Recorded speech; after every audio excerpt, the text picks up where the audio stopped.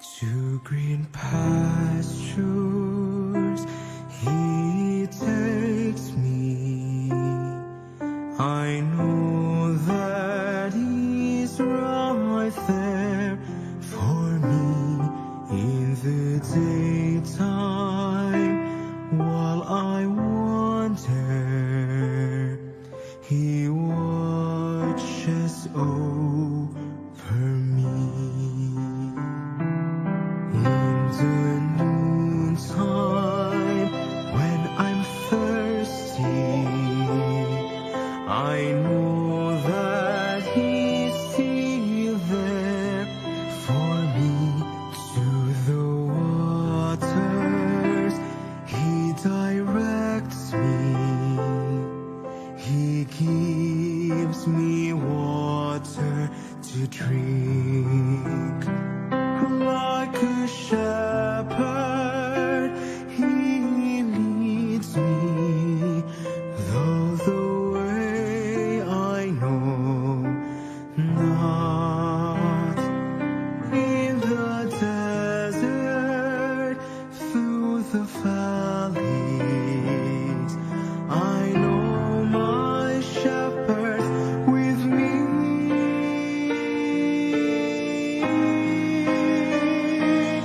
Though I struggle through the valleys, I know that You are there for me. In the darkness, You save me. Through the night, You carry me home.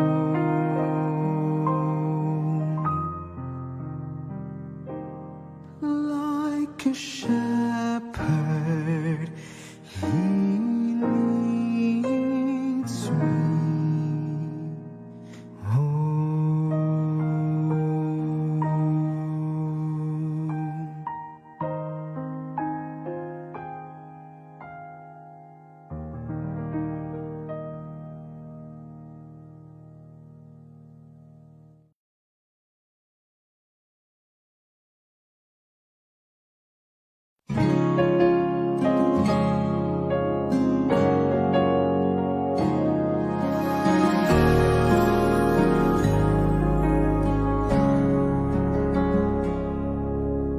Preach the truth is never sure to preach again. To a dying man as a dying man. Stand for truth is never sure to live tomorrow. All for Him, all for Him. Serve the Lord as never sure to serve again.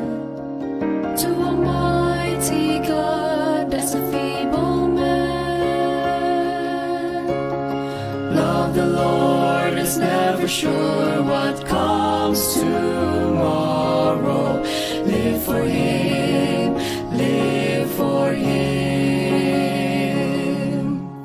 Now is the time to hear His voice And hear the call amidst the noise. Take hold the flame that lights the way, and bring glory to His name. Dare to stand like Daniel, dare to preach like Paul, dare to be like Joseph, who will not be bought nor sold. Will you stand for Him, though the heavens fall? Will you dare to live for Him alone? Let us dare to be true and brave, standing firm amidst the waves, holding high the blood-stained banner of our Prince Emmanuel. Dare to stand like Daniel, dare to preach like Paul, dare to be like Joseph, who will not be bought nor sold. Dare to pray like Hannah, Dare to live like Job. Dare to love like Jesus, who would die to save us all. Will you stand for Him, though the heavens fall? Will you dare to live for Him alone? Will you dare to live? Let us dare to live. I will live for Him and Him alone.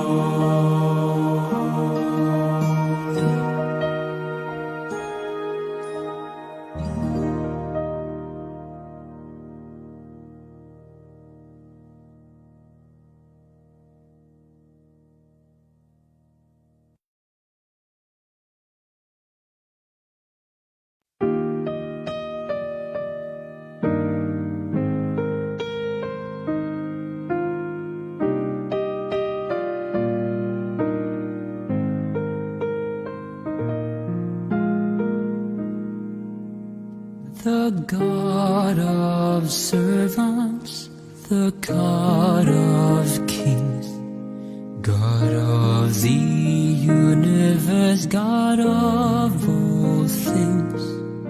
He rules the oceans, governs the seas. He rules the meadows, mountains, plants, and trees. Still He cares to watch over me, and He grants me all my needs. He leads me, guards me, restores me. For my Lord, my God, my Shepherd cares.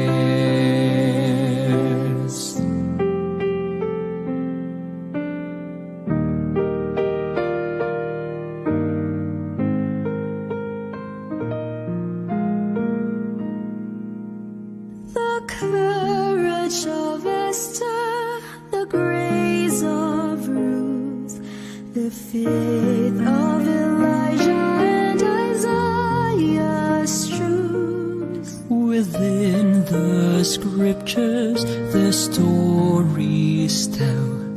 They serve one God, the God we serve as well. Still He'll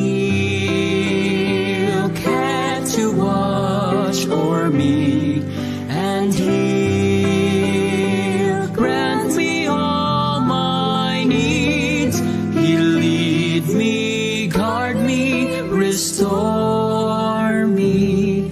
For my Lord, my God, my Shepherd cares.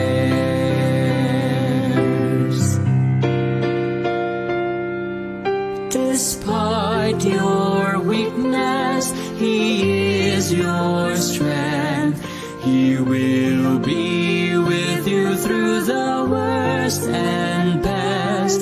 He will provide you all of your needs. Trust every promise that He says He'll keep. For He cares to watch o'er me, and He'll grant me all my needs. He'll lead me, guard me, restore me. For my Lord, my God, my Shepherd. For my Lord, my God, my Shepherd. For I know my Savior cares for me.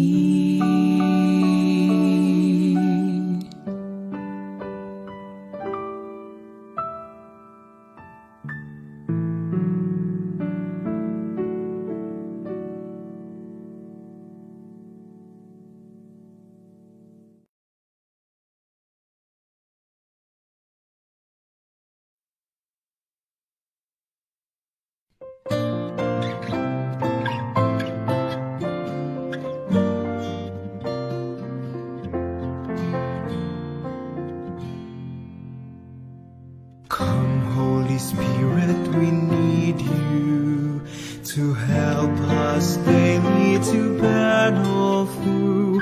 Come, Holy Spirit, and guide us to follow God's will through and through.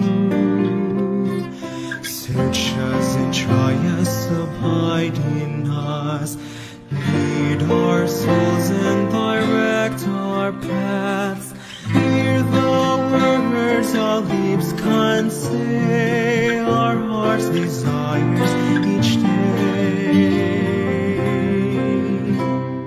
So dwell in me, Holy Spirit, dwell in me. Come and fill my soul. Cleanse and make me whole. Holy Spirit, dwell in me. Oh, let the Son of God enfold you with His Spirit and His love. Let Him fill your heart and satisfy your soul. Oh, let Him have the things that hold you, and His Spirit like a dove will descend upon your life and make you whole. So dwell in me, Holy Spirit, dwell in me. Come and fill my soul.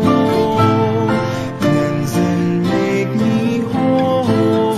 Holy Spirit, dwell in me. Holy Spirit, dwell in me.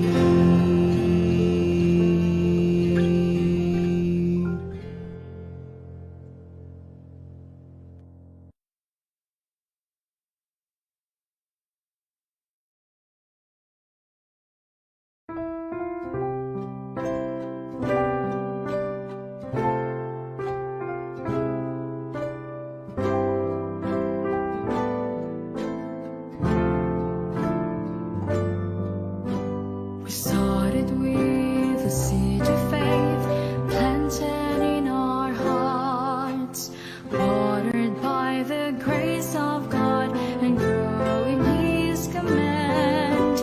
But when we thought our faith sufficient and dared to walk away, He followed us here while we were living, and with love we heard Him say, I need you to be deeply rooted, rooted in my promises, and even when the wind is blowing, you can stay with me in peace, standing firm in faith. So I'll stay in God's care, I'll listen to His voice until the day He'll call me home. I will preach His word. He wants you to be deeply rooted, rooted in His promises, that even when the wind is blowing, you can stay with Him in peace, standing firm in faith, in peace, standing firm in faith.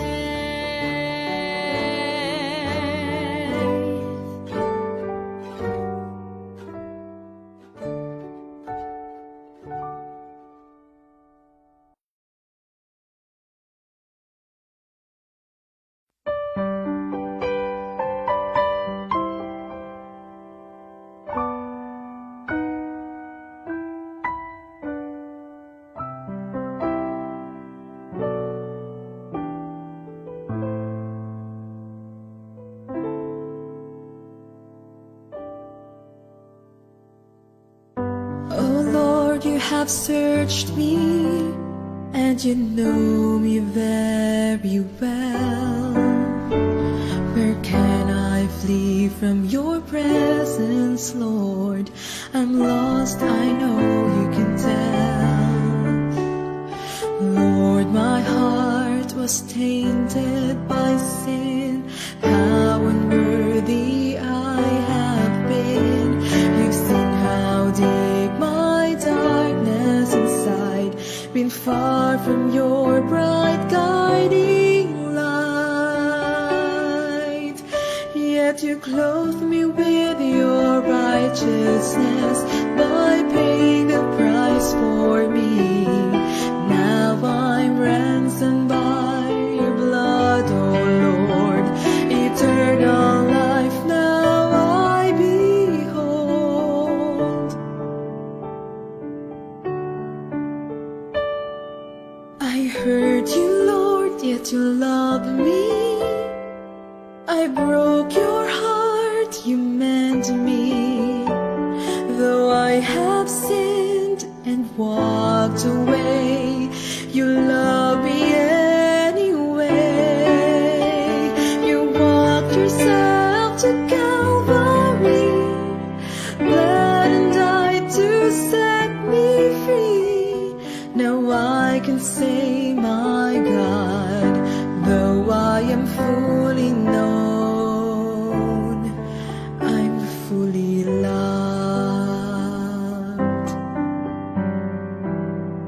At the cross you offered your life. Through the cross you gave me sight to see how deep your love is for me. Been chained, oh Lord, but now I'm free. You clothe me with your righteousness by paying the price for me. Now I'm ransomed by your blood, oh Lord. Eternal life now I behold.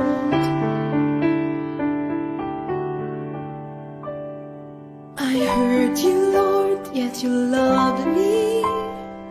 I broke your heart, you meant me. Though I have sinned and walked away, you love me anyway. You walked yourself to Calvary, bled and died to set me free. Now I can say, my God, though I am fully known, I'm fully loved. I once was a prisoner, but now I'm free. I once was blind, but now I see.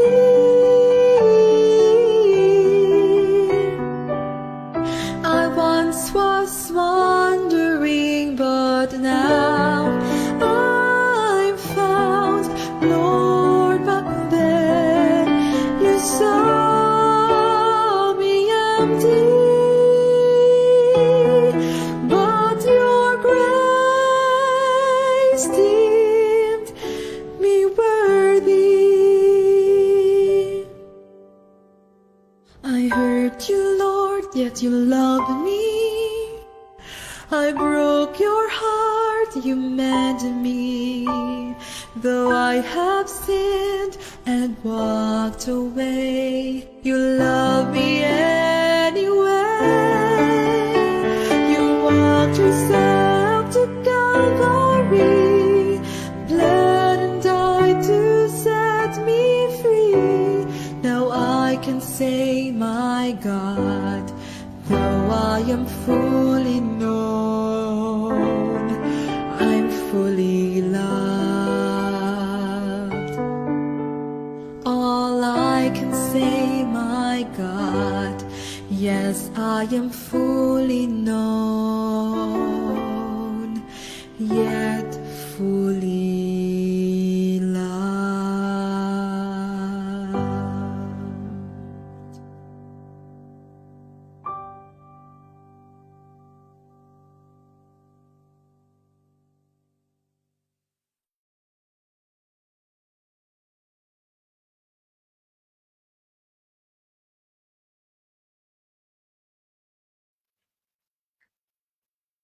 Magandang umaga po mga kapatid.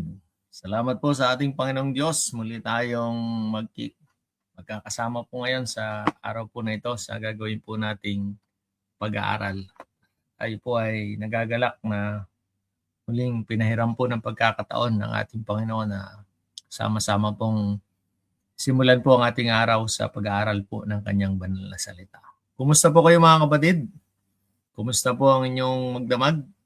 Naway nasa mabuti po kayong mga kalagayan sa mga panahong ito. At ako po ay nagpapasalamat din sa ating Panginoong Diyos na binigyan po tayo ng buhay at kalakasan. Maaga po tayong nagising sa araw na ito.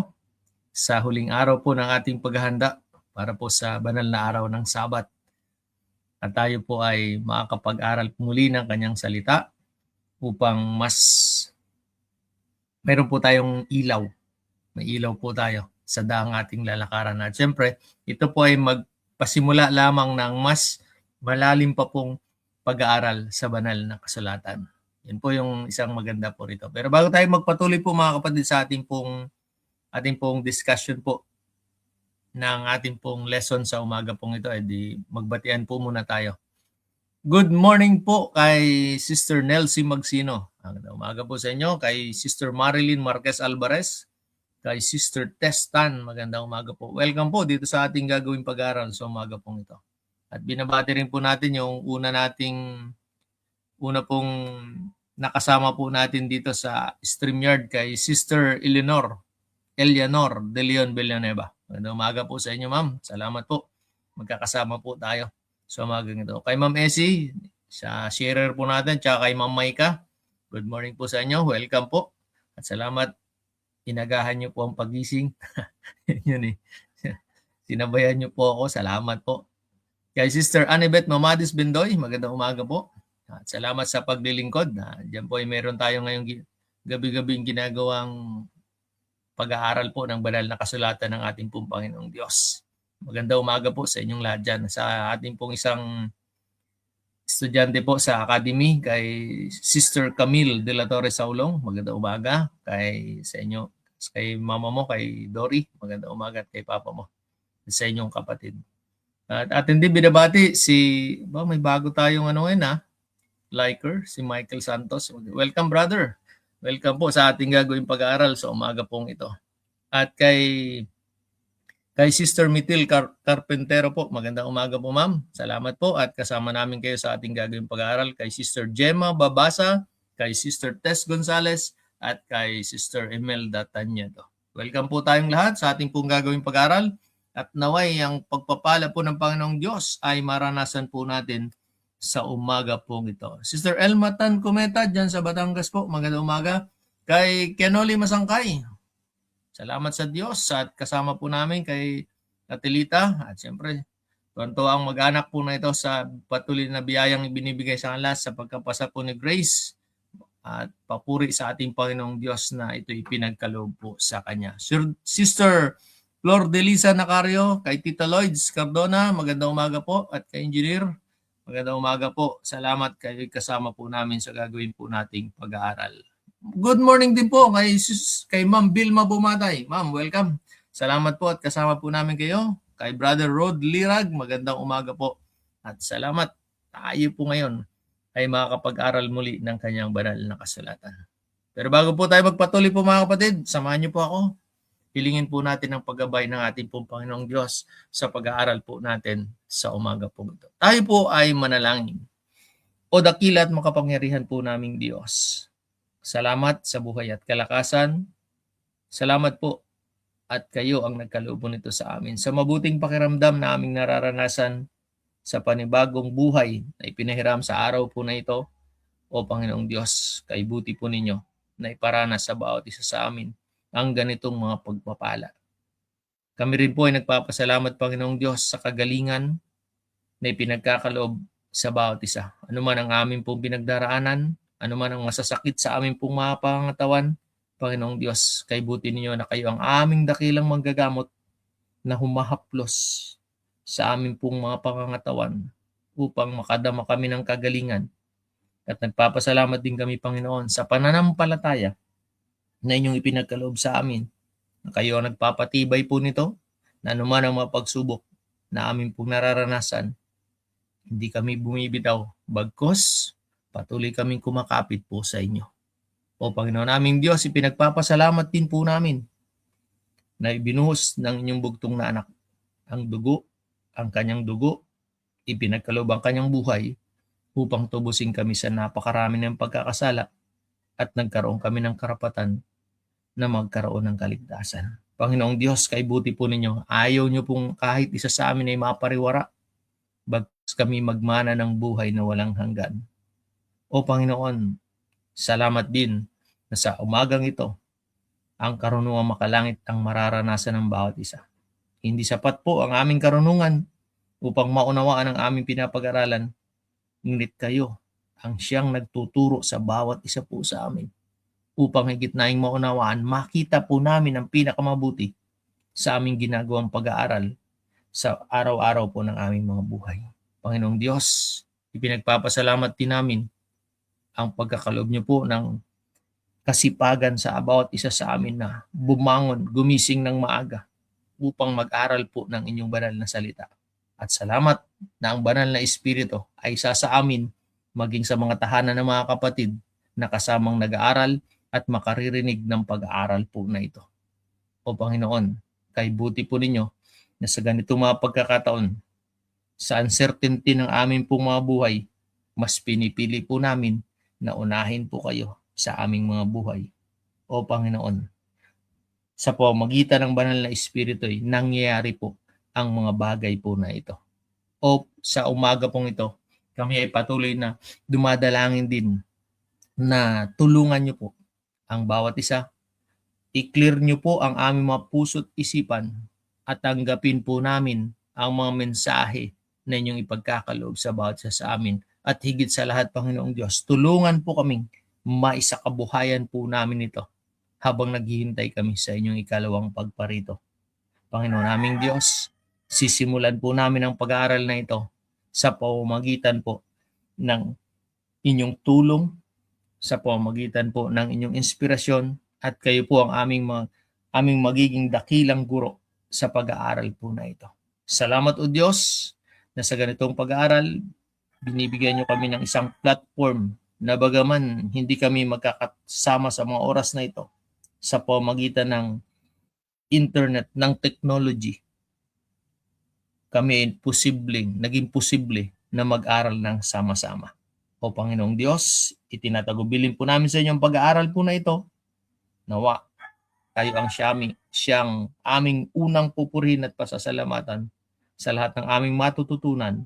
Ito po ay aming hiling sa inyo sa pangalan po ni Jesus. Amen. Okay po mga kapatid, simulan natin ang ating pag-aaral.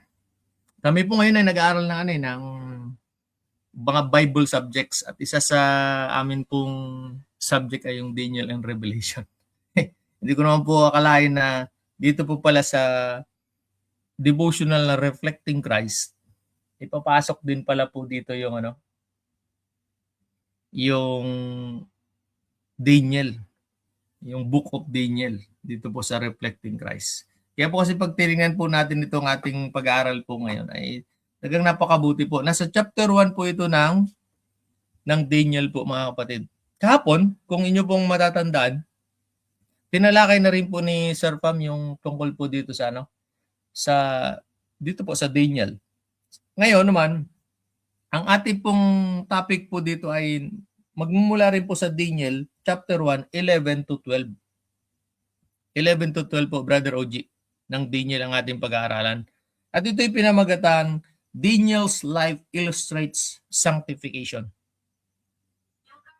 Kaya po titingnan po, makikita po natin dito, ipapaunawa po sa atin ng ating Panginoong Diyos na posible po pala na maabot natin yung kabanalan po sa ating buhay, yung sanctification po ng ating buhay.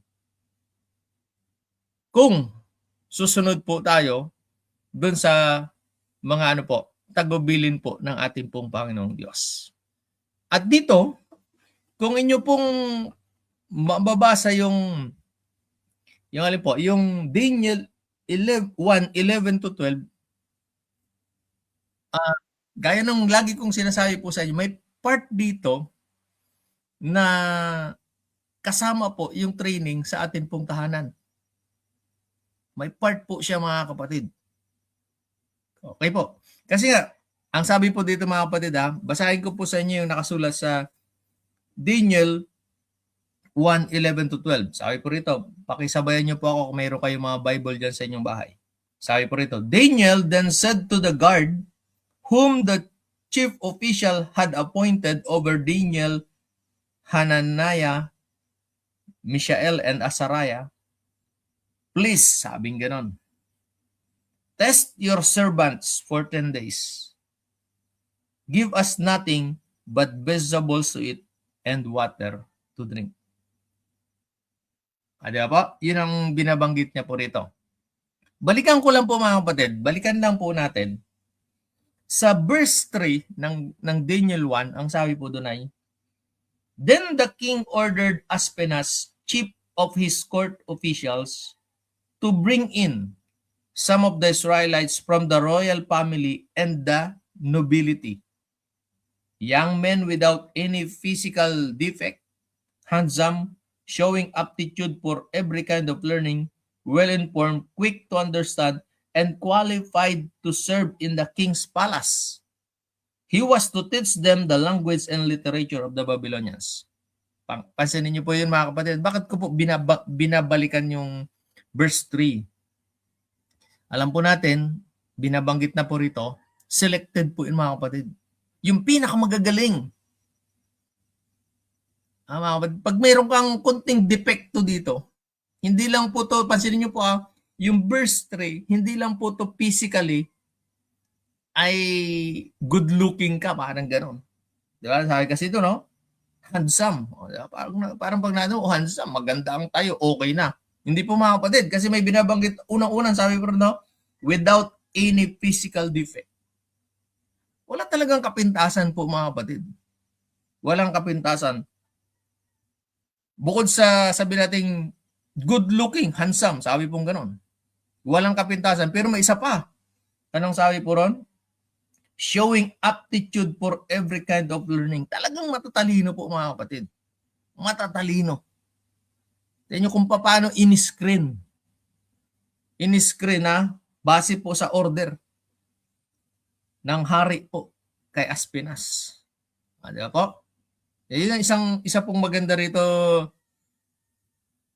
sa ating pong pag-aaral. Kaya pagka po binalikan po natin ito, Sister Sharon Mopio Narciso at saka si Sister Lenros Ison Pipito at saka kay Brother Arnold, mayroong qualifications na ibinibigay.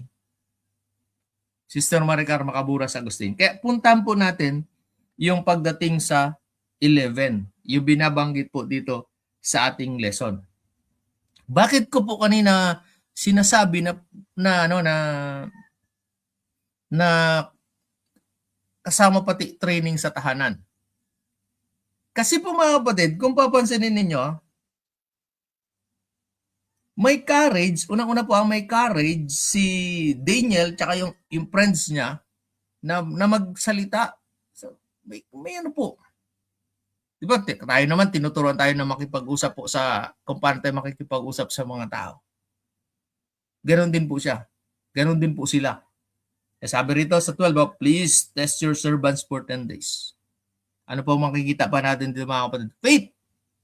May faith po siya mga kapatid. May faith si Daniel at yung mga kaibigan niya na hindi sila pababayaan ng Diyos na kanilang pinaglilingkuran. Diba po? Makita po natin doon. Kasi sabi sa 13, then compare our appearance with that of the young man who eat the royal food and treat your servants in accordance with what you see. At may guidance ang ating pong Panginoon pa rin dito. Kasi ang sabi po doon sa 14, so he agreed to this and tested them for 10 days. Mga kapatid, sa ating pong buhay, ano man ang mga desisyon na ating gagawin, kapag ito'y kasang-ayon sa ating pong Panginoong Diyos, siguradong gagabayan niya po tayo. Ito yung maganda dito, Sister Penny Balagso. Hindi natin kailangang mag-alala. Hindi po natin kailangang mag-alala po mga kapatid. At ito pa, tingnan po natin dito wala na po sa wala na po sa Jerusalem. Jerusalem, di ba po sila galing? Ay, saan ba? Judah, sa Judah po. Sa Judah, sorry. Sa Judah. Wala na po sila sa Judah, nasa Babylon na po sila eh. Di ba parang hindi uncertain ang future doon mga kapatid. Kabataan ka. Kaharap mo yung alin po chief of the court officials. Hindi ka ba manginginig nun? Parang ganon. Pero ang ganda po ng training dito mga kapatid ng kanila pong mga magulang. Diba? Makita po natin dito sa ano to. Na sabi nila yung gusto nilang sabihin. Kasi bakit po mga kapatid? Kasi yun yung nakasanayan po nila doon na ginagawa. Sa susunod po mga lesson, baka matakil pa dito yung makasunod kung ano pa yung ginagawa po nila Daniel. Pero dito po, ang isang ipinapakita po sa atin dito yung maging sa pagkain, alam ng mga bata na ito, ng kabataan na ito, kung ano yung dapat kainin. Ada po? Alam. Alam nila. Kaya ganun po ang binabanggit. Kaya po ganun ang binabanggit po dito. Kaya po ito ang sabi po dito sa unang paragraph ng ating pong pag-aaral. Sabi niya po, Daniel might have found a plausible excuse to depart from his strictly temperate habits. Ano po? Pwede na eh. Pwede na Sister Susan Munting. Pwede kasi nasa ibang lugar na sila. Parang a matter of life and death yung mangyayari po sa kanila nung time na yon. Kung hindi sila susunod. Di ba? Kasi kung masumpungan sila doon sa 10 days na sinasabi ni Daniel na hindi sila ganon sa iniisip niya, di ba po? Alam natin yung story po na ito, pag tinignan ay tsak na patay po sila. Alalahanin din po natin mga kapatid na kahit itong si Aspinas, dito sa ating pong pag-aaral, pag binasa nyo po pababa yon, siya ano rin po, nag-give in siya, pumayag po siya eh. He agreed doon sa verse 14.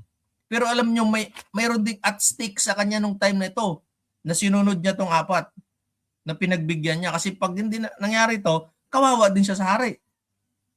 Pero nakita po natin yung ano po, divine providence mga kapatid dito sa ating lesson. Anong sabi pa rito? But the approval of God was dearer to him than the favor of the most powerful earthly potentate, dearer even than life itself. Tingnan po mga kapatid mas masidhi, mas naglilin-on, yan, ibang term pa, saan po? Doon saan po? Sa approval ng ating pong Panginoong Diyos. Mas doon siya, yung faith po niya mga kapatid. Ito sa atin po, sa kapanahon na natin. Kapag dumating tayo sa panahon na ng kabagabaga ng ating buhay at kainin mo ito mga kapatid. Alam mong hindi dapat nating kainin. Anong gagawin mo? Matter of life and death ito mga kapatid. Makakatayo ba tayo? Ito po yung isang ano doon. Kapag dumating tayo sa isang panahon na kailangan nating ipakita kung anong pananampalataya mayroon tayo. Magiging kagaya rin po ba tayo ni Daniel, Hananiah, Mishael, and Azariah na makakapagsalita po ng ganito, ng may katapangan? Pero hindi big sabihin po to na nagagalit po sila kasi pansin nyo, please, may pakiusap po mga kapatid. May pakiusap. Diba? Kay buti ng ating Panginoong Diyos na ipaunawa po to sa atin.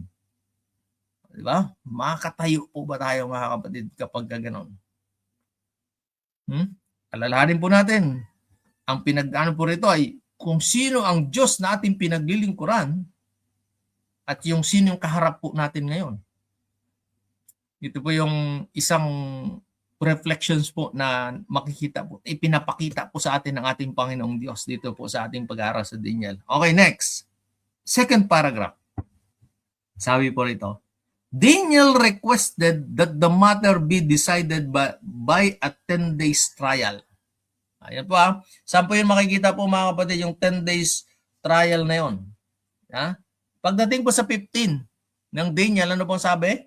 At the end of the 10 days, they look healthier and better nourished than any of the young men who ate the royal food. Tingnan niyo po mga kapatid Ito ang isa pang senaryo dito mga kapatid. Naalala ko lang yung devotional na ginagawa po ng aming anak.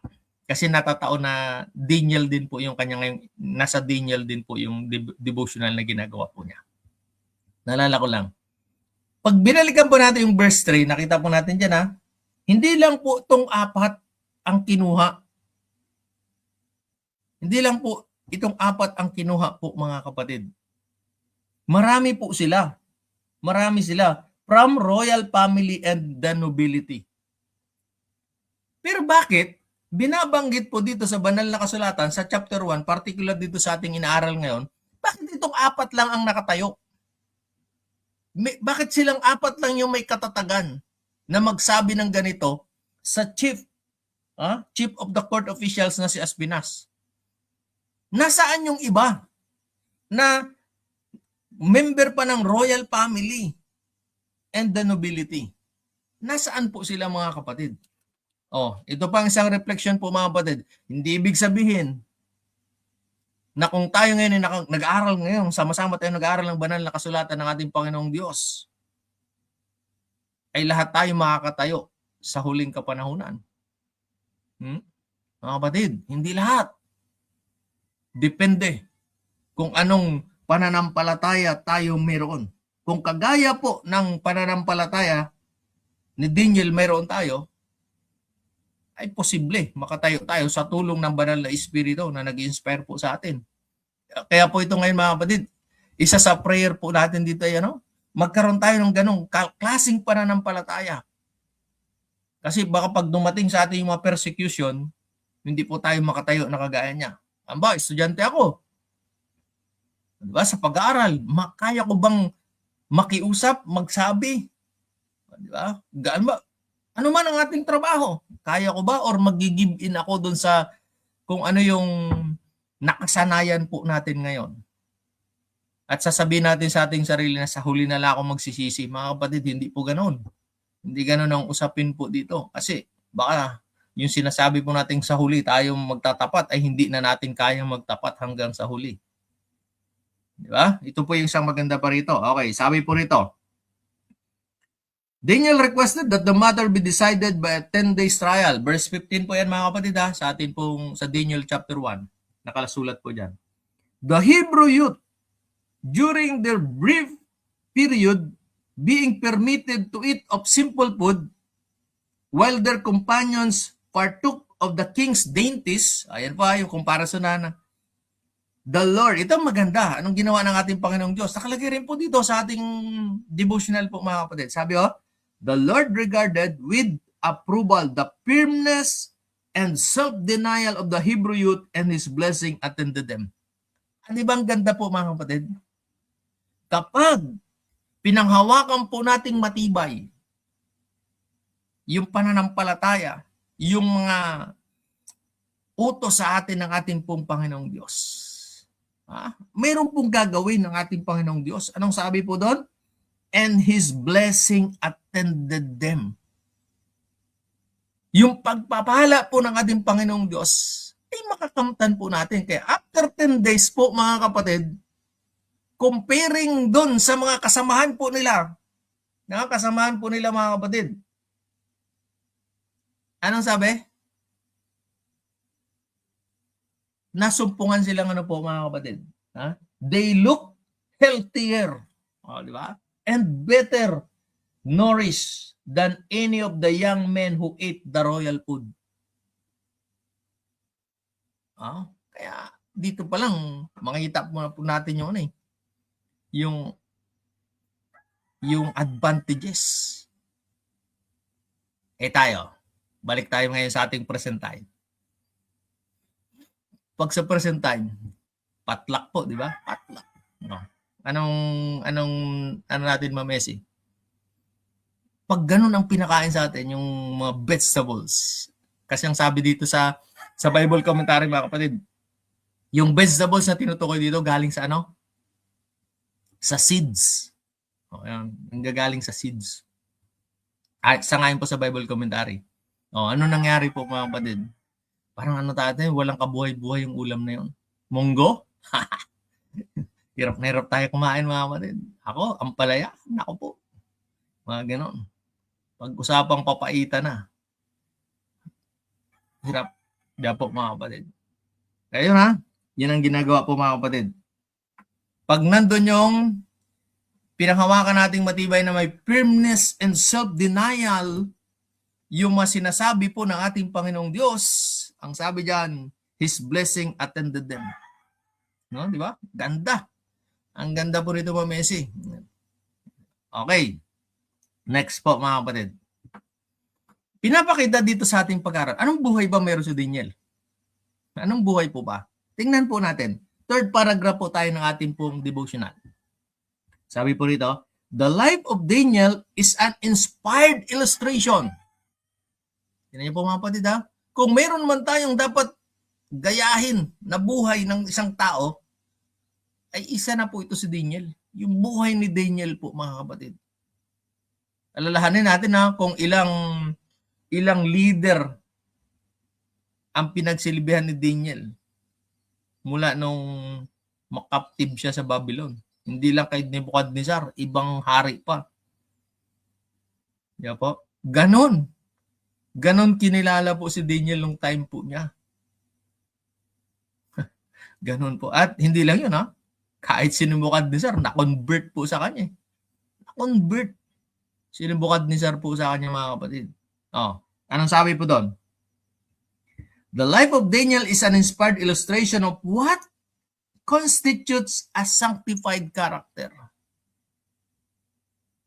Kung nagnanais po tayo ng isang ano po, yung may kabanalan na buhay, di ba yung karakter, yung ugali na mayroong kabanalan, si Daniel po ang isa po dapat nating titingnan. Isa English, i-emulate po natin siya. Sa tulong ng banal na espiritu. Kasi kakatwiran na naman natin minsan. Kasi kung ang ating Panginoong Diyos ang titingnan ko, Diyos yun eh. Sige, di tingnan tayo sa ibang taong tinawag, lingkod ng ating Panginoong Diyos. Si Daniel. Daniel po. Kaya nga, di ba dun sa sa James 5 verse 17 po ba yun? May binabanggit doon. Nga lang, doon sa James 5:17, ang binabanggit doon si Elijah. Pero ang sabi po doon, ganito yung pagkakasabi doon sa bandang uli. Sabi doon ay, si Elias ay isang taong may pagkataong kagaya rin natin. Di si Daniel, ganun tao siya eh. Di, i-emulate? Di si Daniel. Tingnan po natin sa ating pag-aaral. Bakit po mga kapatid? Anong klase yung sanctified character meron siya? Itong maganda rito sa ating pinag-aaral. It presents a lesson for all.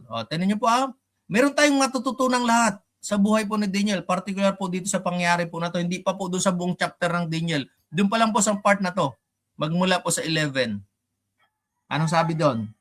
And yung matututunan natin ngayon hindi lang para sa atin, maging sa mga kabataan. Lalong higit sa mga kabataan po mga kapatid. Kasi nung time na to, bata pa si Daniel. Kabataan siya. Youth. Anong sabi po dito sa ating pong pag-aaral? Good morning, Sister Jane Fabella Famarin. Magandang umaga po sa inyo. At kay Sister Naning Makaraig. Magandang umaga po. Okay, anong sabi po? Anong matututunan natin? Sabi rito, a strict compliance with the requirements of God is beneficial to the health of body and mind. Yung mga kapatid, strict compliance. Yung pagsunod po natin mga kapatid sa mga tagubilin po ng ating Panginoong Diyos. Po? May benefits. Di ba? Na magagawa sa ating katawan at sa ating isip. Example, ito ang pinag-usapan pa lang natin na pagkain. Ang tanong, ano pa kaya ang ginagawa ni Daniel? Alam natin dito sa ating pag-aaral, mapanalangin si Daniel, di ba po? Strict compliance. Kaya kung sinusunod po natin yung sinasabi sa atin na mag-aral tayo ng banal na kasulatan, kung ano yung isinet mong oras para mag-aral ka ng banal na kasulatan, gawin mo po yun mga kapatid, gawin mo. Pag sinabi mong ganitong oras, di ganito. Nagkataon na sa mga susunod na araw, may ginagawa ka, tumigil ka. Kasi isinet mo yung oras na yun para sa Diyos. Yung lagi kong binabanggit sa mga estudyante ko, yun yung date mo sa Kanya. Date mo po yun sa Kanya, mga kapatid.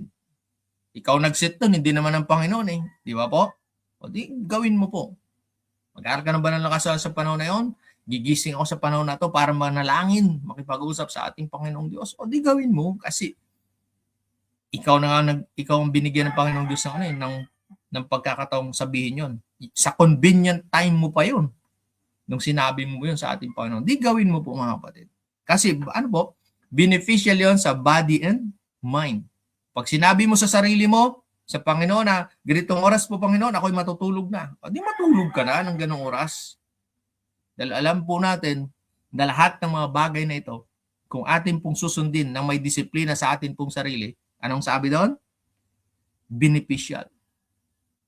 May ganansya ka kapatid. Hindi ang Diyos ang may ganansya sa iyo. Ikaw, ako, may ganansya tayo sa ating Panginoong Diyos. Di ba? Yun ang una.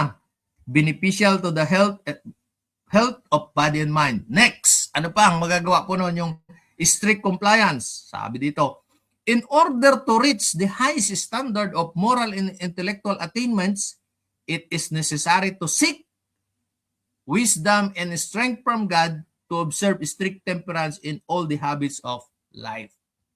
Mga kapatid, pag nag-decide po tayo, nag-decide ako na ganito, sinabi mo sa Panginoong Diyos ang mga panukala mo tungkol dito sa ating pinag-aaralan, ang sabi rito, magsisik, hahanapin po natin.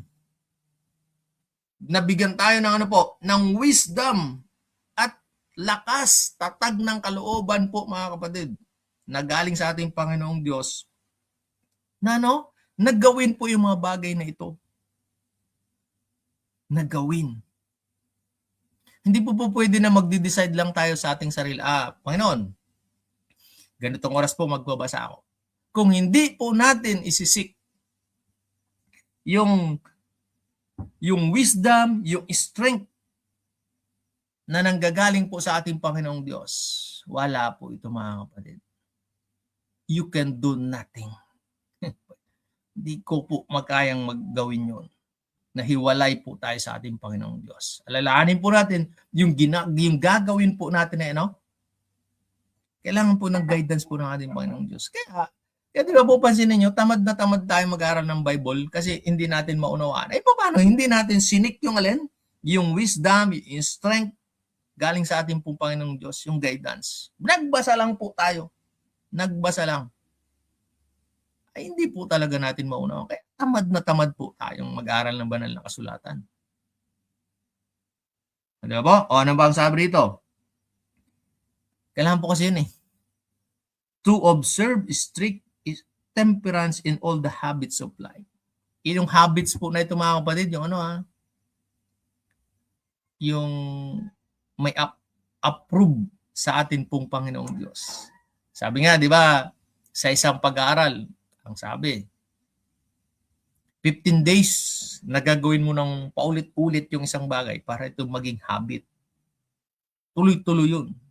Ito mga kapatid, para maging habit natin, ay hindi po pwede tayong magmalaki sa Diyos. Luluhod talaga tayong idadalangin po natin ito sa atin pong Panginoon. Ito po yung isang pinapaunawa po sa bawat isa sa atin. Okay, anong sabi po dito sa atin? Sa fourth paragraph mga kapatid. Tingnan po natin dito sa fourth paragraph. Ang sabi doon. In the experience of Daniel and his companions, we have an instance of the triumph of the principle over temptation to indulge the appetite. Tingnan niyo mga kapatid. Ako dati, nag-decide ako na alisin ang karne. Nag-last lang po ako ng 5 months. 5 months po mga kapatid. Nakita ko na yung benepisyo. Nakita ko na mga kapatid, pinakita na sa akin ng Panginoong Diyos yung benepisyo nun. Yung di pagkain ng karne, nung pag-alis po mga kapatid. Nakita ko na yung benepisyo, nawala yung mga masasakit po sa aking katawan. Pero mga kapatid, ang binabanggit dito yung dito yung pinapakita sa atin yung kung paano yung temptation ng king's food. Ano po? Versus dun sa kakainin nilang vegetables. Mayroon pong mga ganong temptation po sa atin. na kung hindi po natin isisik yung guidance po ng ating Panginoong Diyos, hindi po talaga tayo magtatagumpay. Di ba po mga kapatid? Hindi talaga. Kaya yun yung realization ko ngayon. Gusto kong bumalik pero hindi ko ito yung hindi ko makaya po mga kapatid, yung yung temptation to indulge the appetite. Mamesi, masarap ang alin. Masarap ang bulalo. Masarap ang papaitan. O kung ano-ano pang mga luto. Ang problema, naisip ko lang na parang gusto kong tumigil kapag nakakaramdam ako ng masakit sa aking katawan. Pero dati ipinakita na to sa akin ng Panginoon. Nga lang ngayon, nandito ako. Nandito po ako mga kapatid. Yung alin po, temptation to indulge the appetite. Kaya dapat po mga kapatid, ipapanalangin po natin ito. Na ma-overcome po natin yun. Ma-overcome po natin pare-pareho. Kasi kung hindi, ay mag-give in po talaga tayo. Example, sa isang handaan po mga kapatid, di ba lahat tayo naghahanda po, di ba tayo lahat? Okay, naghahanda po tayo. Maglagay po tayo sa table ng mga vegetables, yung fruits. Tapos maglagay ka rin ng fried chicken. Ano pa ba Ma'am S yung pwede natin ilagay doon? Yung karning baka, kung anong luto dyan. Tingnan nyo po mga kapatid, obserbahan nyo lang yung lahat po ng pupunta doon sa table. Kung ano ang unang dadamputin. Di ba po?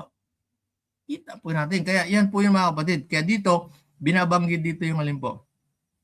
Yung halimbawa po nila Daniel. Triumph of principle versus, alam po, temptation to indulge the appetite. Diba? Kaganda po nitong ating pinag-aaralan. Good morning po, Sister Aisel Pimentel Miesa. Diba? Ganon. Ganon po tayo. Kaya, alalahanin po natin mga kapatid, yung binabanggit kanina na ano pa, yung binabanggit na maganda yung kanina,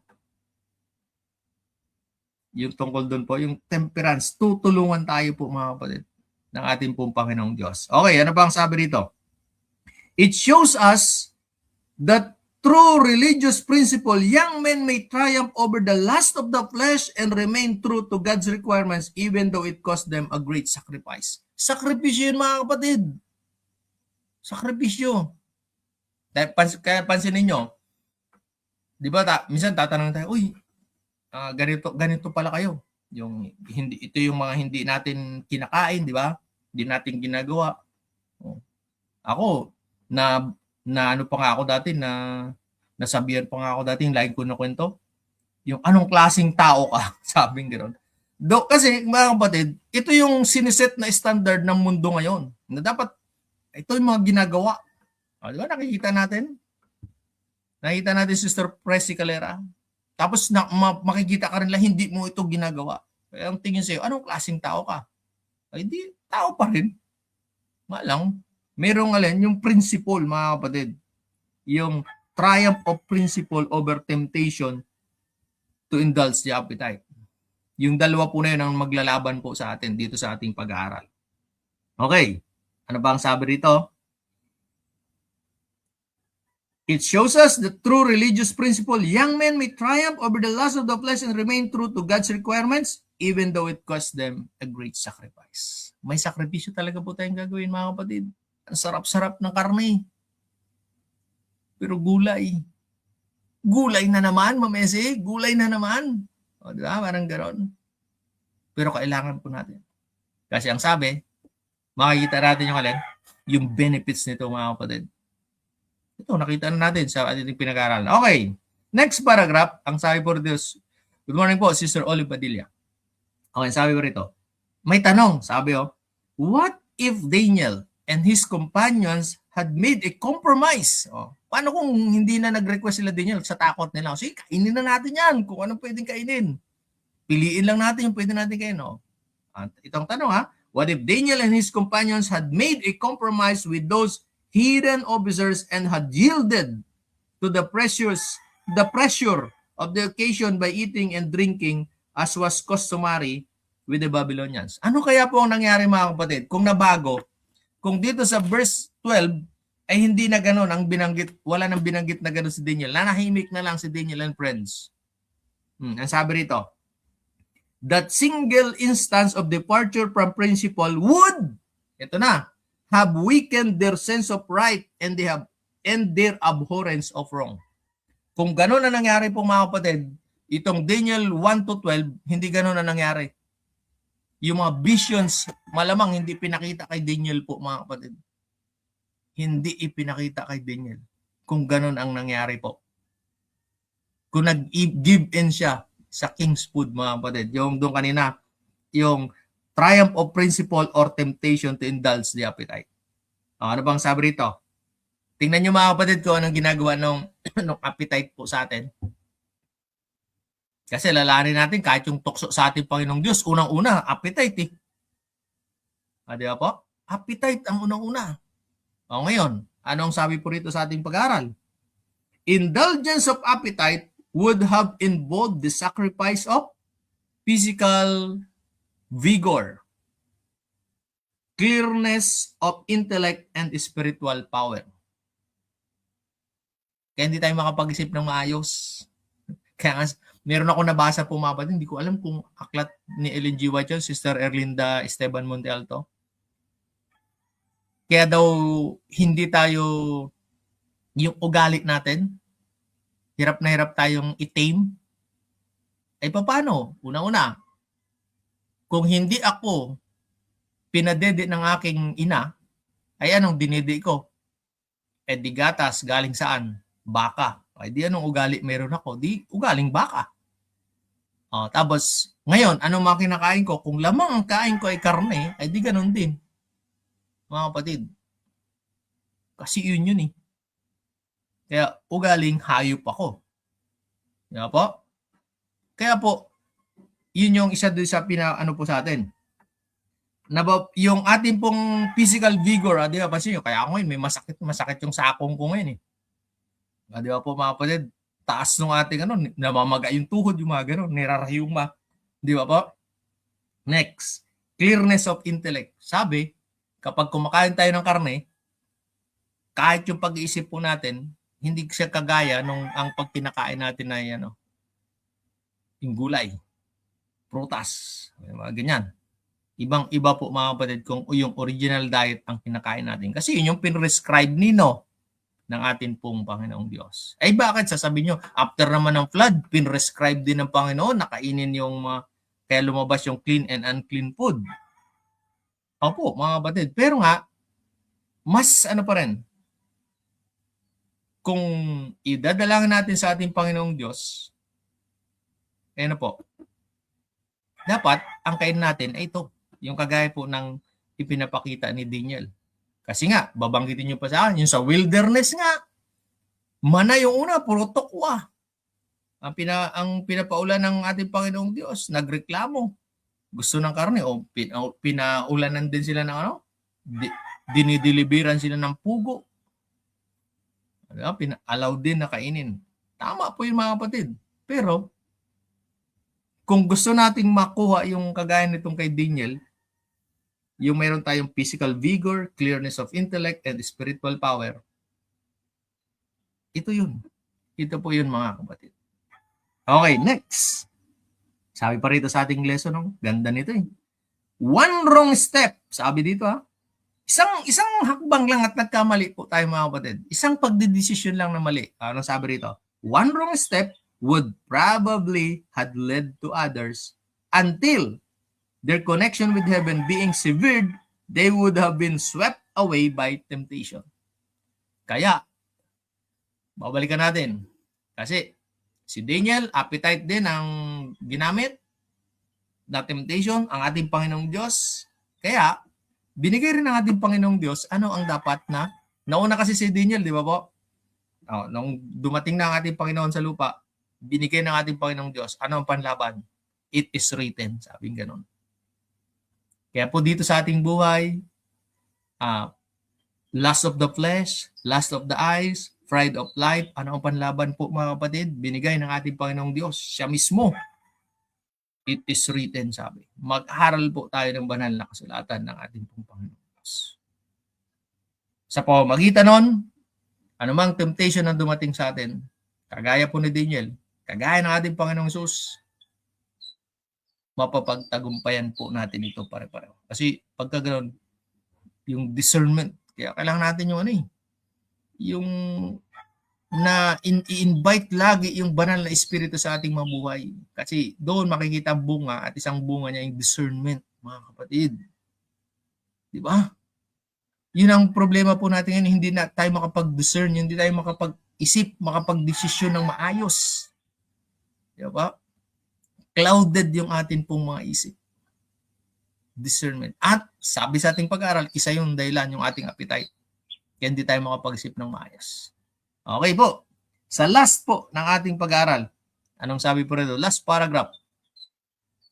God had said, 1 Samuel 2:30, anong sabi rito?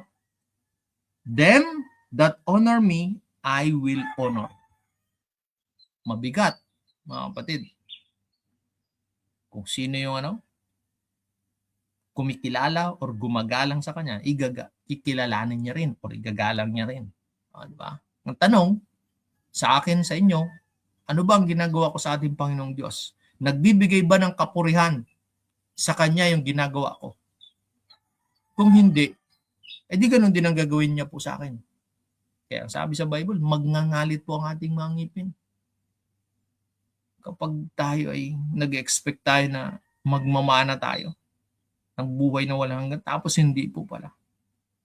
Nakakalungkot po ito mga kapatid.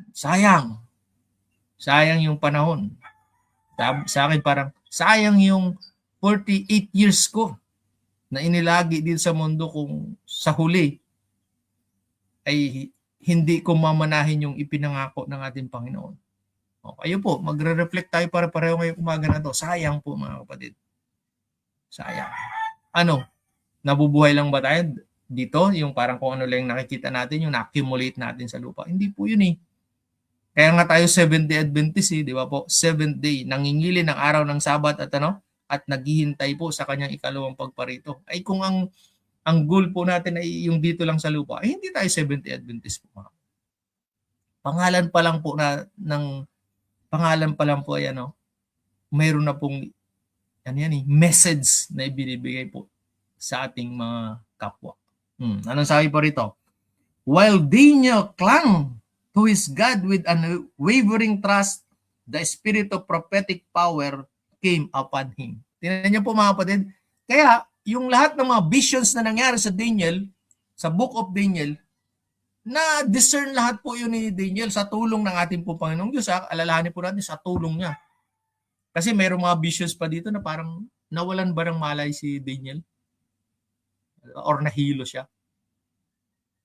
Pero, yung mga visions na pinakita at na-interpret niya sa tulong po yun ng ating Panginoong Diyos. Kasi nga hindi clouded yung kanyang utak. Di ba po? Mayroon siyang clearness of intellect po mga kapatid. Si Daniel. Kaya sinasabi rito na the spirit of prophetic power came upon him. Walang naging lag mamesi. Hindi naputol yung connection. Kasi walang wala siguro sebo doon or taba doon sa sa mga neurons niya sa utak. Hindi kagaya ng utak ko, parang ganon. Kasi iba yung kinakain niya Ni Daniel yung time po niya. Ano bang sabi rito? Yung kanyang unwavering trust, yung pananampalataya niya, yung pagtitiwala niya sa Diyos. Wala. Kahit ano mangyari, Sir Mark, hindi talaga natinag si Daniel po mga kapatid. Kaya sabi ni Sir Mark, taming our appetites. Yan taming. Talagang susupilin mo mga kapatid para umamok. Is a spiritual battle that turns our weaknesses into strengths and will allow us to rely on the Spirit rather than feeding the flesh. Good morning and blessed Friday to all. Praise the Lord, Sir Mark. Yun po talaga. At hindi natin kayang gawin po yun nang tayo lang mag-isa. Kaya sa bawat handaan na pupuntahan po natin, kaya mamesi, di ba? Sa bawat kainan na pupuntahan po natin, ay ipanalangin po ninyo sa bahay pa lang na maintain po yung inyong appetite. Baka pagdating po doon, yung plato natin ay awas-awas na, halos umawas na sa dami ng pagkain, tapos lahat ng pinili nating pagkain na yan, oh, yung hindi kinakain ni Daniel. Naku po mga kapatid. Kahabagan po ako ng ating Panginoong Diyos kung ganoon po ako. Sa dami ng kinain ko, meron ako isang narinig pa mga kapatid na preacher eh. Ginagawa daw nating sementeryo yung ating tiyan. Ginagawang sementeryo. Bakit? Ay puro karne ang inililibing po natin doon. Yun pa isa. Grabe, sabi ko, tindi nun ha. Ang tindi ng pagkakaanong gano'n mga kapatid.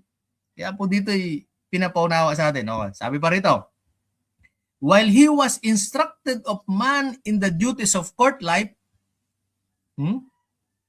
may instruction sa kanyang gano'n. Anong sabi niya?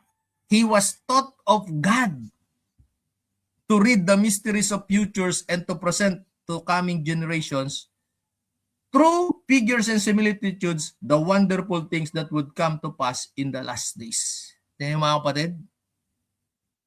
Doon, nung ini-interpret lahat ng dreams, pansin niyo yung unang interpretation niya, hindi naman siyang nanaginip, tinanong siya ng hari, tapos hindi naalala ng hari yung kanyang panaginip. Ikaw po mga kapatid, subukan mo yon. Ma-interpret mo ba yon? Ma-interpret mo kaya yung ganon? Hindi ikaw kung ako nga po mga kapatid, ako mismo ang nanaginip hindi ko pa maalala pag gising ko yung panaginip ko, sinasabi ko lang sa asawa ko, nanaginip ako pero hindi ko maalala. Ayun pa. Hindi si Daniel lang nanaginip pero pinapa-interpret. Kaya di ba ang dami-daming tinawag, hindi ma-interpret yung kasi nga hindi niya maalala. Pero nung sabi po rito mga kapatid sa ating pag-aaral, he was taught of God. Ang Diyos ang nagturo to interpret. Sabi na, to read the mysteries of future ages and to present to coming generations. Kaya mga kapatid, lahat ng Daniel and Revelations, yung mga prophecy po dyan, tingnan niyo po. Una, tinuro kay Daniel. Tapos ang banggit kay Daniel, di ba, tatakan mo kasi hindi pa oras. Dito ba yun? Kay Daniel ba yun? Tapos pagdating sa Revelation, yun na. Ni-reveal naman kay kay John the Revelator. Di ba? Mayroong mga prophecy dito sa Daniel na hindi pa mangyayari kasi nung time, pero pinakita na. Kaya po, di ba, lagi sa pag nag-aral Daniel and Revelation, magka-partner po to kasi prophecy nga po siya. Di po mga kapatid. Kaya salamat po. Ako'y nagpupuri sa ating Panginoong Diyos kasi binigyan niya po ng courage si Daniel na mag-stand po dito sa ating pong lesson sa umagang ito. Dahil po mga kapatid, dahil po dito sa mga prophecy na binigay dito kay Daniel na, hindi kay Daniel, kay Daniel at doon sa hari o sa iba pang mga tao na in-interpret niya through sa pamagitan ng ating Panginoong Diyos, sa tulong ng ating Panginoong Diyos, ngayon, sa ating present time, alam na po natin yung lahat yung prophecy. Meron po tayong paghahanda na makakapaghanda po tayo. Ngayon nga lang, alam na nga po natin ang prophecy pero parang takot na takot po tayo. Di ba po? Alam natin na mangyayari yung Matthew 24. Ay mga yabag pa lang ng ating Panginoong Diyos yan pero takot na po tayo. Paano pa pag nangyari yung mas matinding kabagabagan po mga kapatid? Kaya nawa, sa ating pong lesson ay may paunawa po to na gawin po natin ang lahat po ng ating pong magagawa. To summarize po mga kapatid, ang sabi po dito sa una, kailangan po natin ng alin? Na i-prioritize po natin i-please ang ating Panginoong Diyos rather than pleasing yung ibang tao or mag-indulge tayo sa kung ano yung luxuries na meron po dito sa lupa. Yan ang una po mga kapatid. Pangalawa, tinan niyo po, kapag sinunod po natin yung mga sinabi ng ating Panginoong Diyos, sabi rito, God approved of Daniel's self-control and blessed them. At sabi, meron tong benepisyo po sa ating buhay kapag ginawa po natin yan. Next, ano pang makita po natin dito? Sa buhay po ni Daniel mga kapatid, yung buhay niya na sanctified life. Anong sabi rito? Itinuturo po sa atin, sundin natin ang ating pong Panginoong Diyos kasi po ito may benepisyo. Tingnan nyo sa atin pa rin ang balik lahat. May benepisyo sa atin, sa ating katawan at sa ating isip. Diba? Napakabuti. Kaya dito pinapakita din na i-practice po natin ang ating self-control. Ano pa ang sabi po rito sa ating mga kapatid? Kung tayo ay mag-stick doon sa principle ng ating pong Panginoong Diyos, kaya po nating labanan lahat ng temptations na atin pong ginagawa. Kasi ang sabi sa ating pag-aaral kanina, isang maling move lang natin, one step lang po mga kapatid. Ayun na po, ng wrong choices na ating gagawin, lalayo po tayo sa ating pong Panginoong Diyos. At ang sabi pa po rito, dahil po sa pagtitiwala ni Daniel sa ating pong Panginoong Diyos, na-receive po niya yung mga prophetic power, di ba? At saka yung pagkakataon na makita po yung mangyayari sa hinaharap, Sister Susan Munting. Kaya kay buti po ng ating Panginoon na maipaunawa po ito sa bawat isa sa atin. Bukas mga kapatid, bukas po, inanyayahan ko po ulit kayo na samahan po kung sino man ang makakasama po dito sa StreamYard para ipagpatuloy po natin. Napakasarap na mag-aral po ng banal na kasulatan natin mga Diyos. At pansinin niyo mga kapatid, sa personal ninyong pag-aaral, binubuksan ng Panginoong Diyos ang inyong puso't isipan para mas maunawaan po ng higit itong atin pong pinapag-aaral. Ako po ngayon ay nagpupuri sa ating Panginoong Diyos kasi nung binabasa ko to kagabi, hindi ko to maintindihan. Hindi ko po maintindihan. Pero salamat sa ating Panginoong Diyos na sa umagang ito, ipinaunawa po sa atin ang mga bagay nito. Salamat po. Sinamahan niyo ako mga kapatid. Tayo nakapag-aaral ng banal na salita ng Diyos at naway piliin po lagi natin na kung ano yung instruction ng ating Panginoong Diyos, yun po ang ating gagawin. Tayo po ngayon ay dumako na po sa atin pong pananalangin. Tayo po ay manalangin o makapangyarihan po naming Diyos. Salamat sa pagbubukas ng aming mga puso't isipan upang higit naming maunawaan ang aming ginawang pag-aaral sa umagang ito. Kayo ang nagturo po nito sa amin, Panginoon. Kay buti niyong maunawaan po namin. At kami nakikiusap sa inyo, Panginoon, na tulungan po kami na makatayo, na kagaya rin po ni Daniel sa aming pong mga buhay. O Panginoong Diyos, papagtibayin niyo nawa po ang aming mga pananampalataya. Tulungan niyo nawa po kami.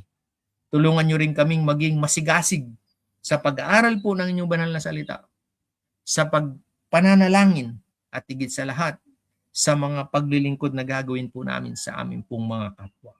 O Panginoon, nakikiusap din kami sa umaga pong ito, naway samahan kaming lagi ng inyo pong banal na Espiritu. Mamuhay nawa sa bawat isa sa amin at maipaunawa ang lahat po ng aming mga gagawin na kasang-ayon po sa inyong banal na kalooban. Nagpapasalamat po kami, Panginoong Diyos, na sa araw na ito, muli nyo kaming pinagpala, pinagningas po ang aming mga ilawan upang makalakad kami ng may kaliwanagan sa daang inyo pong inihanda sa bawat isa po sa amin. O Panginoon, kapuri-puri ang inyo pong banal na pangalan at salamat at sa lahat ng nakaririnig ng panalangin po na ito, Panginoon, dalangin po namin punanawa ang lahat ng kakulangan sa iba't ibang aspeto po ng kanilang pamuhay at patuloy po kami at sama-samang magpupuri at maglilingkod po sa inyo anumang season ng aming buhay ang nararanasan namin ngayon. Salamat o Diyos, dininig po ang aming panalangin. Ito po ay aming hiling at sinasampalataya ng inyo pong diringgin sa pangalan po ni Jesus. Amen. Paalam po mga kapatid. Salamat po.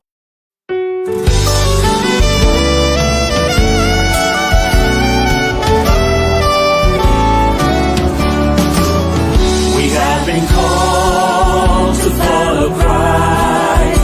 We are to preach, we are to teach, we are to fight. So where you lead me, I will go. Touch my lips, by your strength I will go. I will go where you lead me, I will go. Where you lead me, who will go for us? I will go. I will go where you lead me, I will go. Where you lead me, here am I. Send me, Lord, I will go.